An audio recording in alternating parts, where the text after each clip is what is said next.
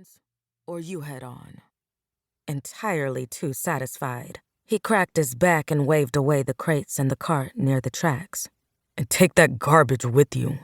Rabone used to be one of the village kids who pushed small Deuce into the grass and stole their monthly allowance. Kellan hadn't liked Rabone when he was just another miner's musty child, and she didn't like him as a man who stank as badly at 20 as he had at 12. Kellan wasn't so little anymore. She was still chubby and still didn't take proper care of her hair, but the name house was 3 years behind her. Before anger got the better of her, Kellan pulled out her flyer and hurried toward the tracks.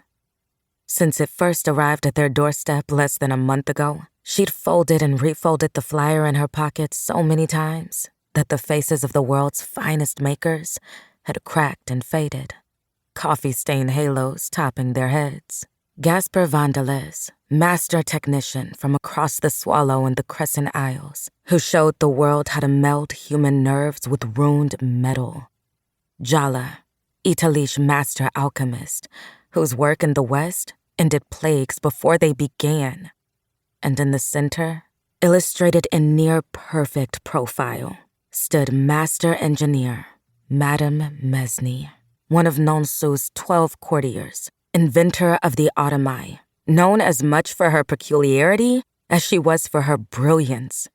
The slip of paper Kellan clutched between her pruned fingers might have been reduced to a dull page of torn creases and frayed corners, but to her, it was a symbol of hope.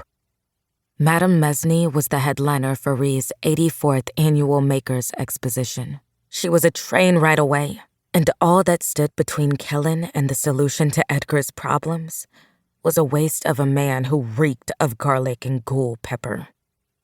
A breeze bit through her soggy jacket. The clouds had nearly swallowed the sun, casting everything in a thick gray. Even the reddish mountains jagging the horizon smeared a dull streak of russet through the rainfall. Because she'd let Edgar use her umbrella, rainwater had soaked through her socks and made every step sound like cutting through an overripe banana. She could handle it now, heavy rain, if she kept moving. Besides, no umbrella in the world could have protected her from the mud, which coated her shins and had started to harden. The bench on which Edgar sat had a roof that didn't leak. "I know I brought them now," he mumbled, searching through his luggage for the 5th time since they arrived. "I know I did." What little hair Edgar had left was gray from age and thin from too many years of comb pressing. He patted the jacket pockets of his second-best tweed suit, then his pants, then his socks, until he fumbled through the clothes in his suitcase again. Kellan paced beside him, one arm wound around her middle. She counted her steps, willed the wind and the rain to fall softer, blow warmer, so she could finally think. "It's all right if you didn't, she managed. "We'll get on that train some way." "You think so?" "I think so." "Might want to stop biting your nails then, if you're trying to be convincing. Can't be much left to nibble." The namehouse clock clanged, and the clouds overhead crashed in a thunderous boom. She missed the lightning, but not the way Edgar flinched in pain, bit his cheek to stifle his groan. "What's wrong?" she asked. Storms had never hurt him before. Edgar pulled off his hat and schooled his wince into a smile. "Just an ache. Keep waking up in the morning. You'll find out soon enough." The little sunlight peeking through the clouds caught the copper of his prosthesis.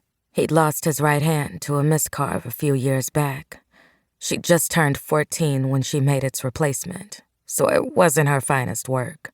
But design came second to function when an old man's hand had disintegrated to the wrist.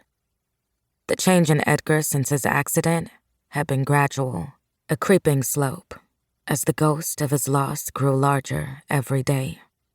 If Kellan had thought Edgar was anything less than invincible back then, perhaps she would have noticed it sooner. It, too, started small, forgetting where he set his pen with it still in his fingers, until the problems grew. Leaving the stove on after he went to bed, remembering too late that he'd let one too many people exit the shop without paying.